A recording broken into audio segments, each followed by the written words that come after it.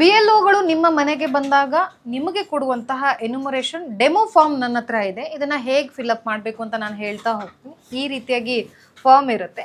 ಇಲ್ಲಿ ವ್ಯತ್ಯಾಸ ಒಂದೇ, ಇಲ್ಲಿ ನಿಮ್ಮ ಹೆಸರು, ವಿಳಾಸ, ನಿಮ್ಮ ವಿಧಾನಸಭಾ ಕ್ಷೇತ್ರ ಯಾವುದು, ನಿಮ್ಮ ಮನೆಯ ಸಂಖ್ಯೆ ಏನು, ನೀವು ಯಾವ ಕ್ಷೇತ್ರದ ಅಡಿಯಲ್ಲಿ ಬರ್ತೀರಿ ಅನ್ನುವಂಥ ಮಾಹಿತಿ ಇರುತ್ತೆ. ಜೊತೆಗೆ BLOಗಳ ಹೆಸರು, ಜೊತೆಗೆ BLO ಕಾಂಟ್ಯಾಕ್ಟ್ ನಂಬರ್ ಸಹ ನಿಮಗೆ ಈ ಫಾರ್ಮಲ್ಲಿ ಇರುತ್ತೆ.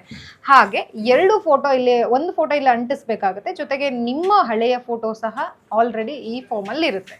ಸೊ ನಾವು ಇದರಲ್ಲಿ 2 ಭಾಗಗಳಾಗಿ ತೆಗೆದುಕೊಳ್ಳೋಣ. ಇದು ಮೊದಲನೆಯ ಭಾಗ, ಇದು ಎರಡನೆಯ ಭಾಗ. ಸೊ ಮೊದಲನೇ ಭಾಗದಲ್ಲಿ ನಾವು ಏನನ್ನ ವಿವರಣೆಯನ್ನು ಫಿಲಪ್ ಮಾಡಬೇಕು ಅಂತ ಹೇಳಿ, ಈ ಕಡೆನೂ ಸೇಮ್ ಕೊಟ್ಟಿದ್ದಾರೆ.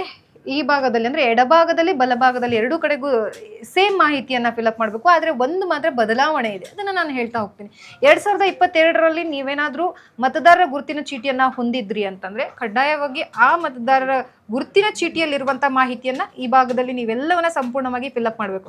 ಅಕಸ್ಮಾತ್ ಇಲ್ಲ, ನನ್ನ ಹತ್ರ ಗುರುತಿನ ಚೀಟಿ ಇಲ್ಲ, ನಾನು ಈ ಬಾರಿಯೇ ಹೊಸದಾಗಿ ಮಾಡಿಸ್ತಾ ಇದ್ದೀನಿ ಅಂತ ಅಂದಾಗ ನೀವು ಇಲ್ಲಿ ನಿಮ್ಮ ತಂದೆ ತಾಯಿ ಅಥವಾ ಮದುವೆ ಆಗಿದ್ರೆ ನಿಮ್ಮ ಸಂಗಾತಿಯ ಮಾಹಿತಿಯನ್ನು ಸಂಪೂರ್ಣವಾಗಿ ಇದರಲ್ಲಿ ಭರ್ತಿ ಮಾಡಬೇಕು.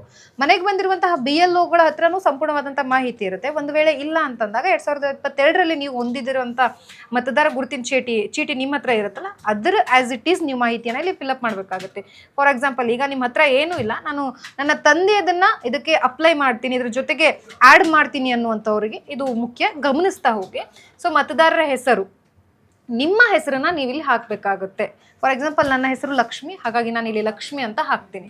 ಜೊತೆಗೆ ಇದು ಭಾವಚಿತ್ರ 2 ಇರಲೇಬೇಕು ಅಂತ ಹೇಳಿದರೆ, ಅಂದರೆ 2 ಪಾಸ್ಪೋರ್ಟ್ ಸೈಜ್ ಫೋಟೋ ಇರಬೇಕು. ಸೊ ಸಂಬಂಧದ ಹೆಸರು, ಇಲ್ಲಿ ನಾನು ನನ್ನ ತಂದೆ ಹೆಸರನ್ನ ಮೆನ್ಷನ್ ಮಾಡ್ತಾ ಇದ್ದೀನಿ. ಸೊ ಸಂಬಂಧದ ಹೆಸರು ಏನಿದೆ ಅವರ ಹೆಸರನ್ನ ಸಂಪೂರ್ಣವಾಗಿ ಹಾಕ್ತೀನಿ. ಸಂಬಂಧ, ನನಗೆ ಅವ್ರು ಏನಾಗ್ತಾರೆ, ಮದುವೆ ಆಗಿರೋರಿಗೆ ಗಂಡ ಆಗ್ಬೋದು.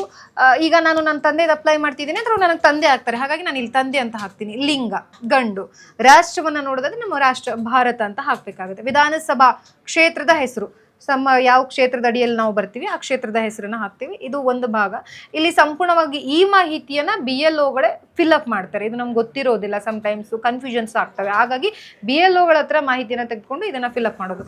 ಇನ್ನು ನಾವು ಬಲಭಾಗಕ್ಕೆ ಬರೋದಾದ್ರೆ, ನನ್ನ ಬಲಭಾಗ, ನೋಡುಗರಿಗೆ ಇದು ಎಡಭಾಗ. ಈ ಭಾಗದಲ್ಲಿ ನಾವು ನೋಡೋದಾದ್ರೆ ಹೆಸರು, ಇಲ್ಲಿ ಸಂಪೂರ್ಣವಾಗಿ ನನ್ನ ಮಾಹಿತಿಯನ್ನು ಹಾಕಬೇಕಾಗುತ್ತೆ. ಇಲ್ಲಿ ನನ್ನ ಹೆಸರು ಜೊತೆಗೆ ಸೇಮ್ ಫೋಟೋ, ಇಲ್ಲಿ ತಂದೆ ಹೆಸರು ಹಾಕಬೇಕಾಗುತ್ತೆ. ಜೊತೆಗೆ ಸಂಬಂಧ, ನನಗೆ ಇಲ್ಲಿ ಏನು ಫಿಲ್ಅಪ್ ಮಾಡಿರ್ತೀವಿ, ನನ್ನ ತಂದೆ ಹೆಸರನ್ನು ತಂದೆ ಅಂತ ಹಾಕಬೇಕು, ಇಲ್ಲಿ ತಂದೆ ಹೆಸರು ಹಾಕಬೇಕು.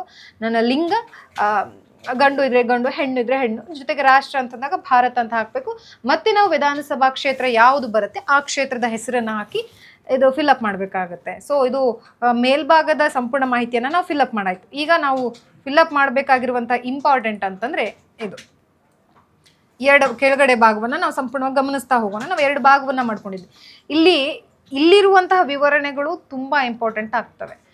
ಜನ್ಮ ದಿನಾಂಕ, ನಾವು ಯಾವಾಗ ಹುಟ್ಟಿದ್ದೀವಿ, ಯಾವ ತಿಂಗಳು, ಯಾವ ಮಂತು, ಜೊತೆಗೆ ಯಾವ ಇಯರ್, ಈ 3ಅನ್ನ ಮೆನ್ಷನ್ ಮಾಡಬೇಕಾಗತ್ತೆ. ಇನ್ನೊಂದು ಗಮನಿಸಬೇಕಾಗಿರುವಂಥದ್ದು, ನಮ್ಮ ವೋಟರ್ ID 2022ರ ವೋಟರ್ IDಯಲ್ಲಿ ಏನಿರುತ್ತೆ ಅದೇ ಡೇಟ್ ಆಫ್ ಬರ್ತನ್ನು ಹಾಕಬೇಕು. ಅಕಸ್ಮಾತ್ ನಾನು ಇನ್ನೂ ಹೊಸದಾಗಿ ಮಾಡಿಸ್ತಾ ಇದ್ದೀನಿ ಅನ್ನುವಂಥವ್ರು ನಿಮ್ಮ ಆಧಾರ್ ಕಾರ್ಡ್ನಲ್ಲಿ ನೀವು ಡಾಕ್ಯುಮೆಂಟೇಷನ್ಗೆ ಏನು ಕೊಟ್ಟಿರ್ತಾರಲ್ಲ ಆ ಮಾಹಿತಿನೇ ಫಿಲ್ಅಪ್ ಮಾಡಬೇಕಾಗುತ್ತೆ.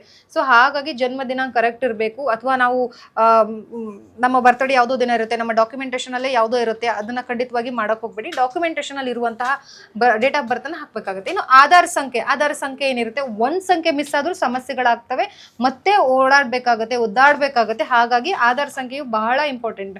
ಇನ್ನು ಮೊಬೈಲ್ ನಂಬರ್, ನಮ್ಮ ಆಧಾರ್ ಕಾರ್ಡಿಗೆ ಲಿಂಕ್ ಆಗಿರುವಂತಹ ಮೊಬೈಲ್ ನಂಬರ್ ಅನ್ನೇ ನಾವಿಲ್ಲಿ ಹಾಕಬೇಕಾಗುತ್ತೆ. ಬೇರೆ ಹಾಕಿದ್ರೆ ಅದು ಸಹ ನಿಮಗೆ ಮುಂದೆ ಪರಿಷ್ಕರಣೆಗೆ ಬಂದಾಗ ಸಮಸ್ಯೆ ಆಗುತ್ತೆ. ಸೊ ಹಾಗಾಗಿ ಇನ್ನು ತಂದೆಯ ಹೆಸರು ಜೊತೆಗೆ ಇಲ್ಲಿ ಸಂಪೂರ್ಣವಾಗಿ ಮತ್ತೆ ನಾವು ಇಲ್ಲೇನು ಮಾಹಿತಿ ಕೊಟ್ಟಿರ್ತೀವಿ ಅದನ್ನು ಕೊಡಬೇಕಾಗುತ್ತೆ. ತಂದೆ ಹೆಸರು ಕೊಟ್ಟಿದ್ರೆ ತಂದೆದು, ಇಲ್ಲ ತಾಯಿದು, ನಾವು ಮತದಾರರ ಚೀಟಿಯನ್ನು ಕೊಟ್ಟಿದ್ರೆ, ಗುರುತಿನ ಚೀಟಿಯನ್ನು ಕೊಟ್ಟಿದ್ರೆ ತಾಯಿದು, ಅಥವಾ ಸಂಗಾತಿಯ ಗುರುತಿನ ಚೀಟಿಯನ್ನು ಕೊಟ್ಟಿದ್ರೆ ಸಂಗಾತಿಯ ಗುರುತಿನ ಚೀಟಿಯನ್ನು ಸಂಪೂರ್ಣವಾದಂಥ ಮಾಹಿತಿಯನ್ನು ಈ ಭಾಗದಲ್ಲಿ ಹಾಕಬೇಕಾಗುತ್ತೆ.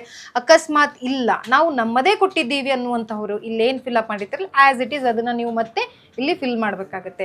ಇದಿಷ್ಟೇ ಸಂಪೂರ್ಣವಾಗಿ. ಆದರೆ ನಾವು ಏನು ಯಾರೆಲ್ಲ ಹೊಸದಾಗಿ ಗುರುತಿನ ಚೀಟಿ ಮಾಡಿಸ್ಕೋತಾ ಇದ್ರೆ ಕಡ್ಡಾಯವಾಗಿ ಇಲ್ಲಿ ಕೆಳಭಾಗದಲ್ಲಿ ಕೊಟ್ಟಿರುವಂಥ ಮಾಹಿತಿಯನ್ನು ಓದ್ಕೊಳ್ಳಿ. ಏನು ಮಾಹಿತಿ ಇದೆಯಾ ಅದನ್ನು ಸಂಪೂರ್ಣವಾಗಿ ತಿಳ್ಕೊಂಡು ನೀವಿಲ್ಲಿ ನಿಮ್ಮ ಒಂದು ಸಿಗ್ನೇಚರ್, ನಿಮ್ಮ ಒಂದು ಸಹಿಯನ್ನು ಮಾಡಬೇಕಾಗುತ್ತೆ.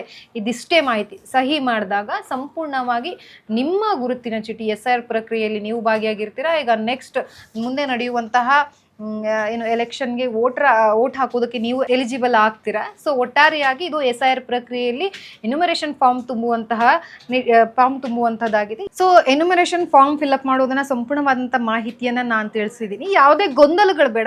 ಒಂದು ವೇಳೆ ನಿಮ್ಗೆ ಏನಾದರೂ ಗೊಂದಲಗಳಿದ್ದಲ್ಲಿ ಖಂಡಿತವಾಗಿಯೂ ನೀವು BLOಗಳು ಕಾಂಟ್ಯಾಕ್ಟ್ ಮಾಡಿಕೊಂಡು ಮಾಹಿತಿಯನ್ನ ಪಡೆದುಕೊಳ್ಬೋದು. ಇಲ್ಲವಂತಂದ್ರೆ ಸ್ಥಳೀಯ ಮುಖಂಡರುಗಳಿರ್ತಾರೆ ಅಥವಾ ಸ್ಥಳೀಯರಲ್ಲಿ ಯಾರೆಲ್ಲ BEOಗಳಿರ್ತಾರೆ, BLO2 ಇರ್ತಾರೆ. ಸೊ ಅವ್ರನ್ನೆಲ್ಲ ಸಹ ನೀವು ಮಾಹಿತಿಗಳನ್ನ ಅವ್ರ ಹತ್ರನೂ ಪಡೆದುಕೊಳ್ಬಹುದು ಅದ್ರ ಥ್ರೂ ಇಂದ. ಜೊತೆಗೆ ಇನ್ನೊಂದು ಗಮನಿಸಬೇಕಾಗಿರುವಂಥದ್ದು, ನಮಗೆ ಬೇರೆ ಊರುಗಳಲ್ಲಿ ಇರ್ತೀವಿ, ನಮ್ಗೆ ಊರಿಗೆ ಹೋಗಕ್ಕೆ ಆಗೋದಿಲ್ಲ ಅನ್ನುವಂಥವ್ರು ಖಂಡಿತವಾಗಿಯೂ ಆನ್ಲೈನ್ ಥ್ರೂ ಇಂದನೂ ಮಾಡ್ಬೋದು. ಆದರೆ ಸಮ್ಟೈಮ್ಸ್ ನೆಟ್ವರ್ಕ್ ಇಶ್ಯೂಸ್ ಆಗ್ಬೋದು, ಸರ್ವರ್ ಡೌನ್ ಆಗ್ಬೋದು. ಈ ಒಂದಷ್ಟು ಸಮಸ್ಯೆಗಳು ಬಿಟ್ಟರೆ ಯಾವುದೇ ರೀತಿಯಾಗಿ ಫಿಲಪ್ಗೆ ಸಮಸ್ಯೆ ಆಗೋದಿಲ್ಲ. ಸೊ ಒಟ್ಟಾರೆಯಾಗಿ ನೀವು ಸಹ ನಿಮ್ಮ ಹಕ್ಕನ್ನ ಮಿಸ್ ಮಾಡ್ಕೊಳ್ಬೇಡಿ. ಈಗ ಮತ್ತೆ ಏನು SIR ಪ್ರಕ್ರಿಯೆ ನಡೆಯುತ್ತೆ ಅದರಲ್ಲಿ ಭಾಗಿಯಾಗಿ ಸಂಪೂರ್ಣವಾದಂಥ ಮಾಹಿತಿಯನ್ನ ನೀಡೋದರ ಜೊತೆಗೆ ನೀವು ಇದರಲ್ಲಿ ಪಾಲ್ಗೊಳ್ಳಿ.